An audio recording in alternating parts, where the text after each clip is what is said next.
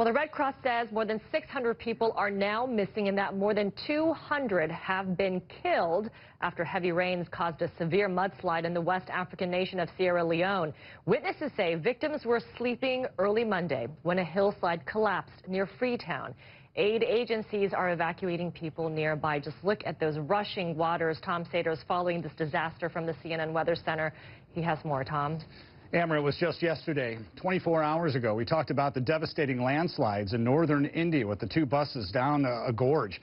Nepal seeing their worst flash flooding and landslides all year long, and northeast India is flooding again. And just when you think it can't get any worse or the death toll can't get any higher, this happened. These boulders most likely were not there yesterday. This is down closer to where the town of the capital, Freetown, meets, of course, the coast. This is the time of year where we have a wave. It's almost a highway of storms across north-central Africa. It's the intertropical convergence zone. It slides up towards June. So the wet season really in western Africa in this area is June through October. But the rainiest months are July and August.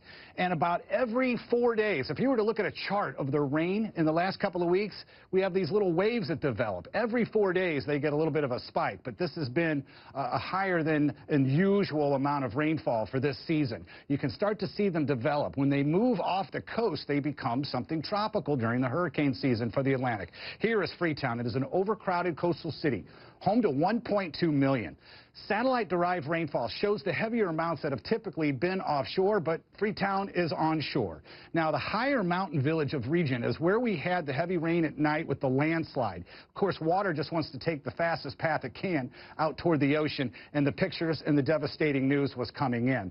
What we're looking at here is a landslide. This is in the higher terrain. To give you perspective, there's a vehicle. So this is just part one. The second part was the mud flow, the debris through the town, which created just as much damage. Since the 1st of July, they picked up over a meter's worth of rainfall. Typically, it would be 350 millimeters. So this is about 3 times what they would typically have. You'll see on the satellite, here comes another wave. In 4 days, we'll have another one. That'll move in right behind it. Most of it, of course, you would hope that would miss the areas, but any change in the path of these storms could drop a lot more.